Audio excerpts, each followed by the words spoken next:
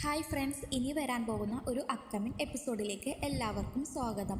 അങ്ങനെ നയനയ്ക്ക് വേണ്ടി ദേവയാനി തൻ്റെ ഫ്രണ്ടിനോട് അവാർഡ് കൊടുക്കണം എന്ന് പറഞ്ഞതിൽ നയനയ്ക്ക് എന്തോ സംശയം തോന്നാണ്. അതുകൊണ്ട് ഇനി ഇത് അമ്മ തന്നെ ഏർപ്പാടാക്കിയതാണോ എന്ന് നയന സംശയിക്കുകയാണ്.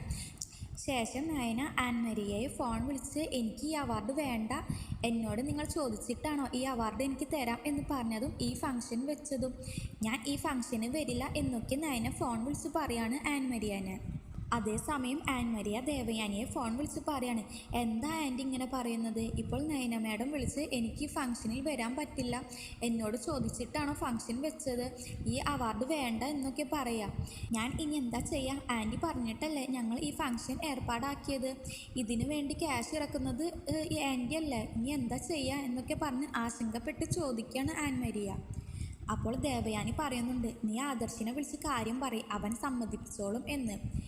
അങ്ങനെ ആദർശിനെ വിളിക്കുകയും ഈ ഫംഗ്ഷൻ വേണ്ട എന്ന് പറഞ്ഞ വിവരം ആൻമരിയ ആദർശിനെ അറിയിക്കുകയും ആണ്. ആദർശ് നയനയെ അടുത്തേക്ക് വിളിക്കുന്നുണ്ട്. അപ്പോൾ ആദർശിൻ്റെ അടുത്ത് പറയാണ്, എനിക്ക് അവാർഡ് വേണ്ട, ഞാൻ കാശ് മോഹിച്ചിട്ടല്ല ഇതൊക്കെ ചെയ്യുന്നത് എന്നൊക്കെ പറയാൻ നയന. പിന്നീട് ആൻമരിയ വീണ്ടും നയനയെ ഫോൺ ചെയ്യാണ്. അപ്പോൾ ഇതിന് പിന്നിലെ സ്പോൺസർ ആരാണെന്നൊക്കെ ചോദിക്കുന്നുണ്ട് നയന. നിങ്ങൾ ഇത് സത്യം പറഞ്ഞില്ല എന്നുണ്ടെങ്കിൽ ഈ ഫംഗ്ഷന് ഞാൻ വരില്ല എന്ന് ഉറപ്പിച്ച് പറയാണ് നയന. അങ്ങനെ ഒടുവിൽ നയനയോട് എല്ലാം തുറന്ന് പറയാണ് ആൻമരിയ.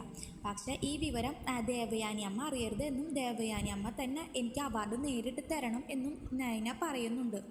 അങ്ങനെ ആൻമരിയ ഇത് സമ്മതിക്കുകയും ദേവയാനിയെ കൊണ്ട് തന്നെ ഈ അവാർഡ് കൊടുപ്പിക്കുകയും ആണ്.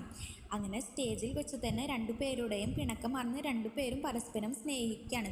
കരൾ കൊടുത്ത വിവരം അങ്ങനെ സ്റ്റേജിൽ വെച്ച് തന്നെ ദേവയാനിയോട് പറയുന്നുണ്ട്. ക്ഷമയും മാപ്പും ചോദിക്കുകയാണ് ദേവയാനി. നിങ്ങൾക്ക് ഈ വീഡിയോ ഇഷ്ടപ്പെടുകയാണെങ്കിൽ ലൈക്ക് ആൻഡ് ഷെയർ ചെയ്യുക, കൂടെ സബ്സ്ക്രൈബും ചെയ്യുക. താങ്ക്